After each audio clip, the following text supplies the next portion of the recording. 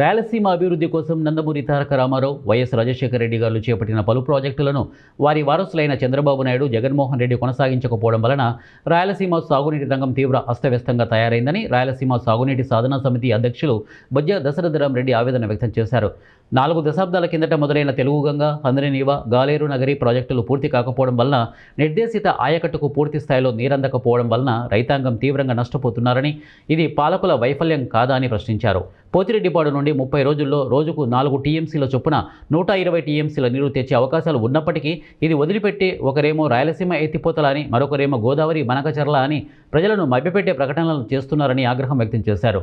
ఈ నేపథ్యంలో రాయలసీమతో పాటు సమగ్ర ఆంధ్రప్రదేశ్ అభివృద్ధికై ప్రజల్లో చైతన్యం, సామాజిక అవగాహన పెంపొందించడానికి రాయలసీమ సాగునీటి సాధనా సమితి ఆధ్వర్యంలో గురువారం నంద్యాల పట్టణంలోని ఐఎంఏ హాల్ నందు ప్రతి మనిషి లోకజ్ఞానే, ప్రతి మనిషి తత్వవేత్తే, ప్రతి వ్యక్తి చైతన్యవంతుడే, సీమకు కావాలి విచక్షణ జ్ఞానం గీతాన్ని గురరాజా గ్రూప్ సంస్థల అధినేత దస్తగిరి రెడ్డి, ప్రముఖ ఈఎన్టీ వైద్య నిపుణులు డాక్టర్ మధుసూదన్ రావు, విశ్రాంత ఎస్బీఐ మేనేజర్ సిద్దికీలతో పాటను ఆవిష్కరించారు. అనంతరం వక్తలు మాట్లాడుతూ సామాజిక స్పృహ కలిగించేలా పాటను, గీతాన్ని రూపొందించిన దశరథరాం రెడ్డికి అభినందనలు తెలుపుతూ రాయలసీమ అభివృద్ధికి కోసం రాయలసీమ సాగునీటి సాధన సమితి చేపట్టే కార్యక్రమాలకు తాము సంపూర్ణ మద్దతు ఇస్తున్నామని, ప్రజల్లో చైతన్యం తీసుకువచ్చి ప్రభుత్వం మీద ఒత్తిడి తీసుకొచ్చి మన హక్కులను సాధించుకోవడానికి అందరూ సమిష్టిగా కృషి చేయాలని పిలుపునిచ్చారు. సాహితీవేత్తలు మాట్లాడుతూ రాయలసీమ అభివృద్ధి కోసం తాము కూడా సాహిత్యాలతో రాయలసీమ ఉద్యమానికి తోడ్పాటు అందిస్తామని తెలిపారు.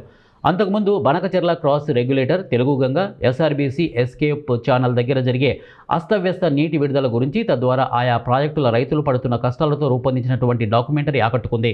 ఈ కార్యక్రమంలో డాక్టర్ రమణారెడ్డి, న్యాయవాదులు శంకరయ్య, అసదుల్లా, నంది రైతు సమైక్య అధ్యక్షులు బెక్కం రామసుబ్బారెడ్డి, ఉపలపాటి బాలేశ్వరరెడ్డి, మాజీ కౌన్సిలర్ మహమ్మద్ గౌస్, సాహితీవేత్తలు అన్నెం శ్రీనివాసరెడ్డి, కొప్పుల ప్రసాద్, మహమ్మద్ రఫీ, గాయకులు శివరామిరెడ్డి, నారాయణగౌడు, బాలవుని సేని, అలాగే ఆల్ మదర్ ఫౌండేషన్ నాయకులు ఆకుమల రహీం, విశ్రాంత ఆంధ్ర బ్యాంక్ ఏజీఎం శివనాగిరెడ్డి తదితరులు పాల్గొన్నారు. తీసుకొచ్చారు కానీ వాళ్ళ వారసులకు వచ్చిన వాళ్ళు ఈరోజు పోతిరెడ్డిపాడు హెడ్ రెగ్యులేటర్ నుండి రోజు 4 టీమ్స్లు తీసుకొని 30 రోజుల్లో 120 టీమ్స్లు తీసుకోవడానికి కావాల్సిన నిర్మాణాలకు ఆద్యులు ఎన్ రామారావు గారు, రాజశేఖర రెడ్డి గారు అయితే ఆ నిర్మాణాలన్నీ పూర్తయిన తర్వాత కూడా ఈరోజు 30 రోజుల్లో 30 టీమ్స్ కూడా తీసుకునే పరిస్థితి ఉంది.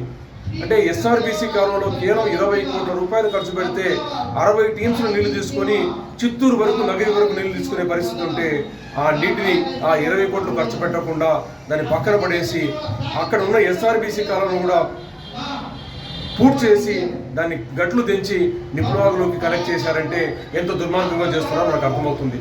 అదేవిధంగానే ఎన్ రామారావు గారు చేపట్టిన తెలుగుగంగలో బ్రహ్మసాగర్కి నీళ్లు చేరడం లేదు, నంద్యాల జిల్లాలో ఆయకట్టుకు నీళ్లు చేరడం లేదు.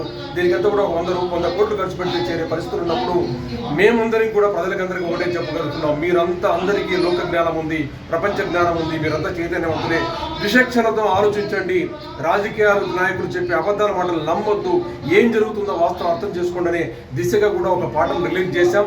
ఆ పాటను వినేనా సరే ప్రజలు గుడ్డిగా రాజకీయ పార్టీలను అనుకరించకుండా ఆ జెండాల నీడలో అబద్ధాలను అలాగే దాచిపెట్టే అబద్ధాలను నమ్మకుండా బయటికి వస్తూ రాయలసీమ కోసం, బాగుపడడం కోసం ఈరోజు ముఖ్యమంత్రులు కాదు ప్రజలు చైతన్యవంతమై నిలదీసే దిశగా రావాలని చెప్పి ఒక పాటను రిలీజ్ చేశాం.